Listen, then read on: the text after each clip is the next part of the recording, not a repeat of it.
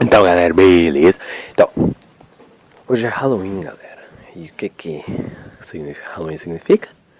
Vídeo de Halloween no canal, contando a história do Halloween. Já fica aí, tá só no áudio assim, 10-10, viu? O áudio tá 10-10, viu? 10-10. Confia, compartilha. Antes de começar o vídeo, já deixa aquele like bolado. Já coloca nos comentários depois de ver o vídeo o que achou. Compartilha. Dá like. Compartilha de novo também. Delícia. Manda pra aquele amigo medroso lá. E meio de Halloween. Manda pra aquela amiga bruxa também. Manda também. Só compartilha. Então, galera, fica com o vídeo aí.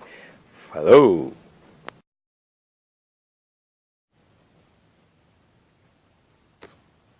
E aí, galera?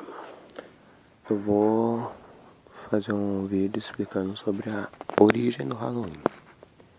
Se minha voz ficar um pouco falha, assim, ficar meio rouca, por causa que eu tô gripado. Então, qualquer coisa me desculpe, tá? Só esperando eu achar o esqueminha aqui.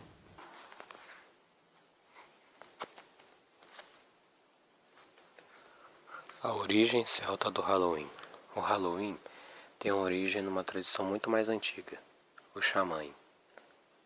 O Samhain, ou Samhain, um termo de origem gaélica que significa o fim do verão, marcava o início do inverno, o fim das colheitas e o início do novo ano celta que, de acordo com o calendário gregoriano, adotado no século XVI, comemorava 1º de novembro. Era a celebração mais importante do antigo calendário celta. E apesar de ter sido substituído no século VII, é ainda hoje lembrado por toda a Europa sob a forma de diferentes tradições e costumes que perduram até nossos dias. Tradicionalmente durava 3 dias, coincidindo atualmente com as celebrações católicas da Vigília de Todos os Santos, noite de 31 de outubro, Dia de Todos os Santos, 1º de novembro, e Dia dos Fiéis Defuntos, 2 de novembro. Desde os tempos imemoriais que o período está associado aos fantasmas, espíritos e à morte, para os celtas era uma altura em que o véu que separava o mundo visível do invisível, o mundo dos vivos e dos mortos, se tornava mais frágil. Acreditava-se que os mortos regressavam e os deuses e os seres do submundo passeavam por entre os vivos. Durante esse período, os antepassados eram honrados através de oferendas. Na Irlanda e na Escócia celta, era o costume acenderem-se fogueiras no topo das colinas, os chamados Halloween Fires, os fogos de Halloween.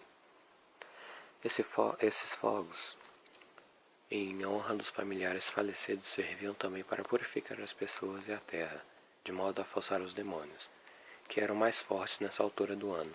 Na Escócia, serviam também para afastar e destruir as bruxas. Apesar de muitas tradições celtas terem perdido com a cristianização, os Halloween Fires continuaram a arder no topo das colinas até cerca de finais do século XIX. O Samhain também uma altura para descansar e relaxar, e os jogos eram comuns.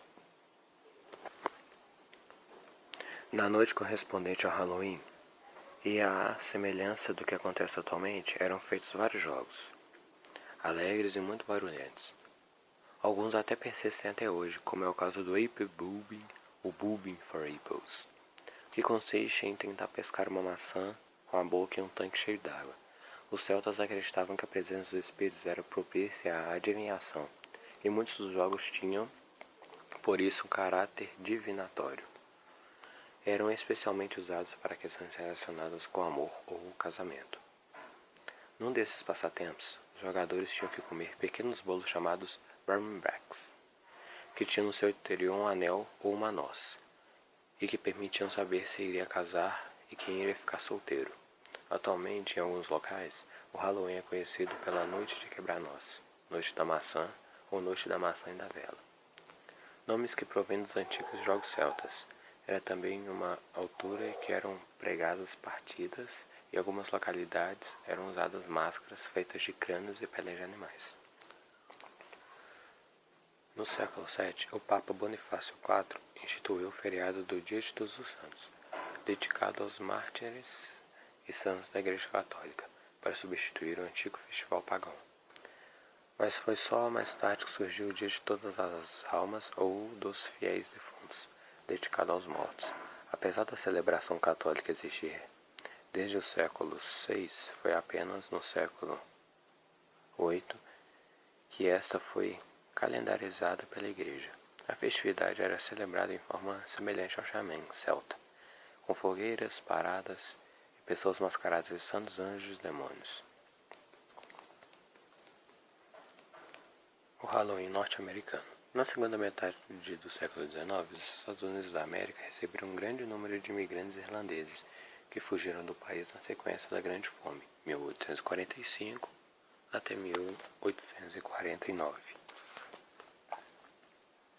A chegada de um tão grande número de irlandeses ao solo norte-americano ajudou a espalhar e popularizar a celebração do Halloween, apropriando-se de uma tradição originalmente britânica e irlandesa. Os norte-americanos começaram a mascarar-se e a pedir dinheiro ou comida de porta em porta, uma prática que acabou por se tornar atual Trick or Treat, doce ou travessura. Foram vários movimentos que ao longo dos séculos tentaram tornar o Halloween menos sobrenatural. No final do século XIX, um grupo de pessoas tentou transformar a festividade numa celebração mais dedicada à comunidade do que os fantasmas ou as partidas. No final do século, a maneira mais comum de celebrar a noite era com pequenas festas, com jogos e comida da época. No início do século XX, muitas superstições associadas ao Halloween acabaram por desaparecer. Com o passar dos anos, o Halloween foi se tornando cada vez mais uma festividade secular, centrada na comunidade com paradas e festas. Porém, apesar dos esforços das escolas e comunidades locais, o vandalismo acabou por tomar conta das celebrações nas décadas de 1920 e 1930. Foi também nessa altura que a prática do Trick or Treat foi reanimada, numa tradição que provavelmente tem origem nas primeiras comemorações do Dia dos Fiéis Defuntos em Inglaterra. Nesse dia, os pobres costumavam pedir comida de porta em porta. As famílias davam-lhes pequenos bolos chamados soul tricks, bolos da alma, em troca de uma oração pelos seus familiares já falecidos. Um dos elementos mais conhecidos das celebrações norte-americanas são os jack-o'-lanterns, lanternas feitas de abóboras esculpidas.